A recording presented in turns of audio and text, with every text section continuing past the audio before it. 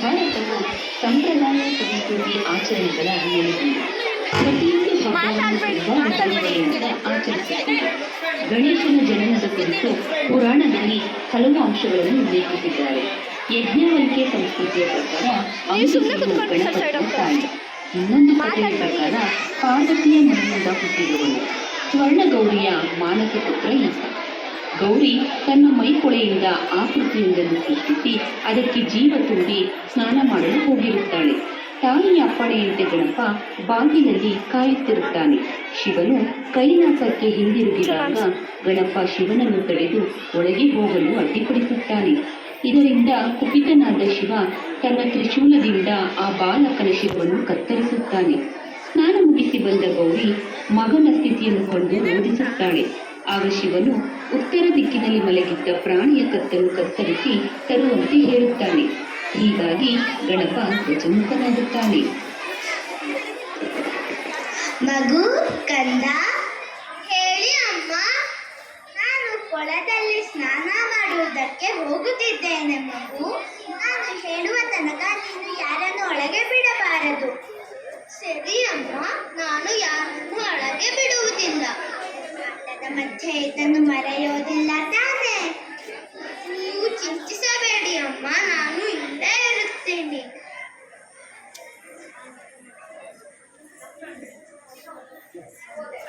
ನನ್ನನ್ನು ಕ್ಷಮಿಸಿ ಪ್ರಭು, ಈಗ ನೀವು ಒಳಗೆ ಹೋಗಲು ಆಗುವುದಿಲ್ಲ. ಬಾಲಕನೇ, ನೀನು ಯಾರು? ಏತಕ್ಕಾಗಿ ನನ್ನನ್ನು ತಡೆಯುತ್ತಿದ್ದೀಯಾ? ನಾನು ಗೌರಿ ಪುತ್ರ. ನನ್ನ ತಾಯಿಯ ಹೇಳಿದ್ರು ಅವರು ಹೇಳುವ ತನಕ ಯಾರನ್ನು ಒಳಗೆ ಬಿಡಬಾರದು ಅಂತ. ನೀನು ಗೌರಿ ಪುತ್ರನ? ಆದರೆ ಈ ಆದೇಶವೆಲ್ಲ ನನಗಲ್ಲ. ಯಾಕೆಂದರೆ ನಾನು ಶಿವ, ಪಾರ್ವತಿಯ ಪತಿ, ಶಿವಶಂಕರ. ವಾರದಿಂದ ಹೋಗು ಬಾಲಕನೇ. ಇಲ್ಲ, ನನ್ನ ತಾಯಿಯ ಆದೇಶ ಸಿಗ ತನಕ ಯಾರಿಂದಲೂ ಒಳಗೆ ಹೋಗಲು ಆಗುವುದಿಲ್ಲ. ನನಗೆ ದಾರಿ ಬಿಡು. ಅಸಂಭವ. ನನ್ನ ಕೋಪದ ಬಗ್ಗೆ ನಿನಗೆ ಗೊತ್ತಿಲ್ಲ.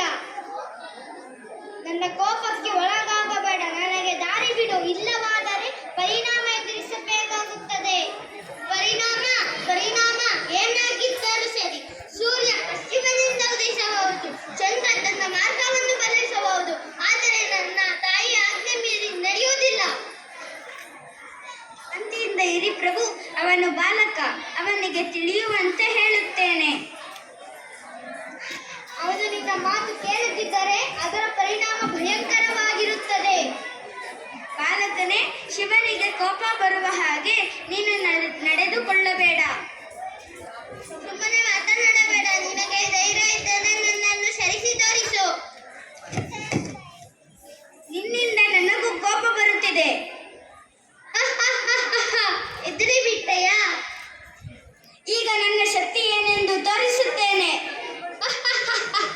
ಇಡೀ ಧೈರ್ಯ ಇದ್ದರೆ ನನ್ನನ್ನು ಹಿಡಿದಿ ನೋಡು.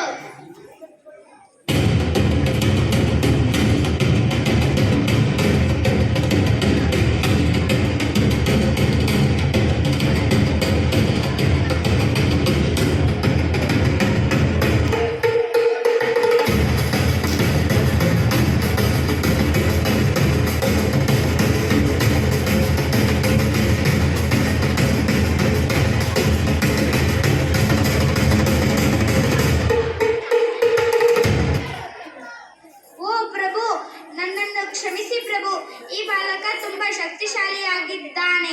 ಇವನನ್ನು ಸಂತೈಸುವುದು ತುಂಬಾ ಕಠಿಣ. ಇವನಿಗೆ ನಾನು ಬುದ್ಧಿ ಕಲಿಸುತ್ತೇನೆ.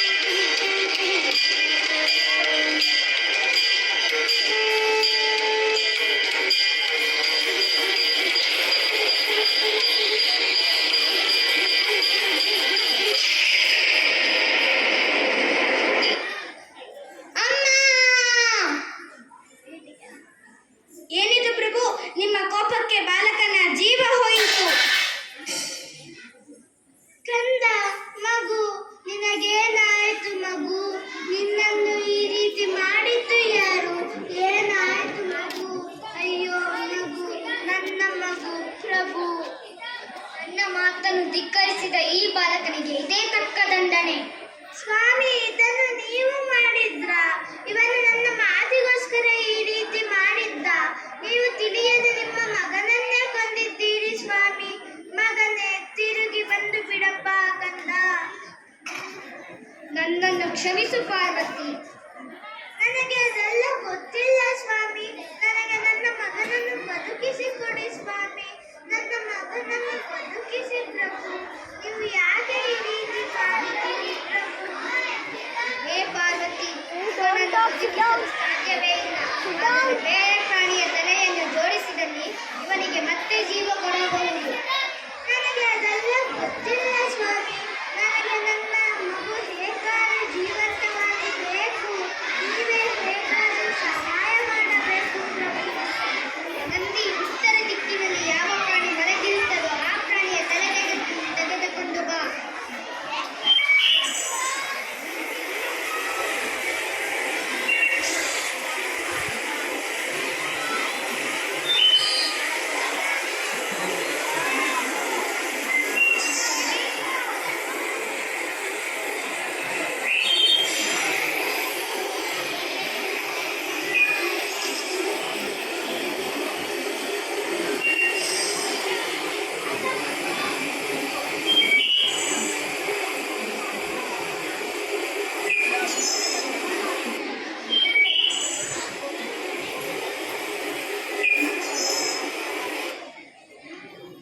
ನಿಮ್ಮ ಆಜ್ಞೆಯ ಪ್ರಕಾರ ಉತ್ತರ ದಿಕ್ಕಿನಲ್ಲಿ ಮಲಗಿದಂತಹ ಪ್ರಾಣಿಯ ತಲೆಯನ್ನು ತಂದಿದ್ದೇವೆ ಸ್ವಾಮಿ. ಕ್ಷಮಿಸು ಪುತ್ರನೇ, ನಾನು ನಿನಗೆ ಜೀವದಾನವನ್ನು ಕೊಡುತ್ತೇನೆ. ಓಂ ಓಂ ಓಂ.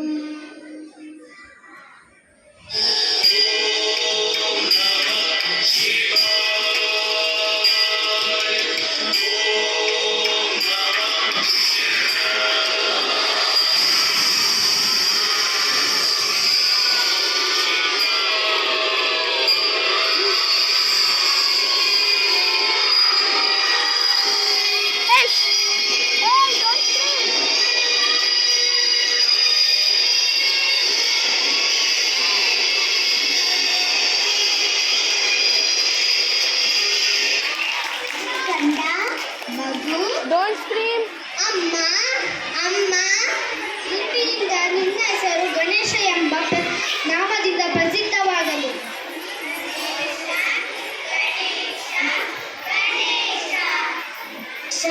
ನಾನು ನಿನಗೆ ವಿದ್ಯೆ, ಜ್ಞಾನ ಮತ್ತು ವಾಗ್ಮಿತೆಯಲ್ಲಿ ಶ್ರೇಷ್ಠತೆ ಹೊಂದುವ ವರವನ್ನು ನೀಡುತ್ತೇನೆ. ನಿನ್ನ ಮಾತುಗಳು ಸದಾ ನಿಖರವಾಗಿ ಪ್ರಭಾವಶಾಲಿಯಾಗಿ ಇರಲಿ. ನೀನು ಬುದ್ಧಿದಾಯಕ ಮತ್ತು ಜ್ಞಾನ ದೇವತೆ ಎಂದು ಕರೆಯಲ್ಪಡುತ್ತೀನಿ. ಆ ಸರಸ್ವತಿ ನಿಮ್ಮ ಆಶೀರ್ವಾದ ನನ್ನ ಜೊತೆಗಿರಲಿ. ನಾನು ಇವನಿಗೆ ವರದಾನ ಕೊಡುತ್ತೇನೆ. Hey, don't talk. ಇಲ್ಲದವರೆಗೂ Don't talk. ಇವನ ಪೂಜೆ ಮಾಡುತ್ತಾರೆ. ಈ ಅದ್ಭುತ ಬಾಲಕ ಪೃಥ್ವಿ ನಿವಾಸಿಗಳ ಕಲ್ಯಾಣ ಮಾಡುತ್ತಾನೆ. ನಾನು ಇವನಿಗೆ ವರದಾನ ಕೊಡುತ್ತೇನೆ. ಯಾವುದೇ ಶುಭ ಕಾರ್ಯ ಮಾಡಬೇಕಾದರೆ ಮೊಟ್ಟ ಮೊದಲು ಗಣೇಶನ ಪೂಜೆ ಮಾಡಲಾಗುತ್ತೆ. ಈ ಬಾಲಕನು ವಿದ್ಯೆ ಮತ್ತು ಬುದ್ಧಿದಾತನಾಗುತ್ತಾನೆ. ದೇವಸ್ಥಾನ ಮತ್ತು ಮನೆಗಳಲ್ಲಿ ಇವನಿಗೆ ಇಷ್ಟವಾದ ನೈವೇದ್ಯವನ್ನು ಅರ್ಪಿಸುತ್ತಾನೆ.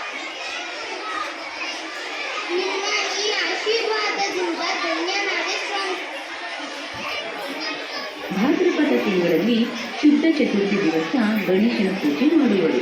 ಗಣಪತಿಯ ಮಣ್ಣಿನ ಮೂರ್ತಿಯನ್ನು ತಂದು ಕೂಡಿಸುವರು.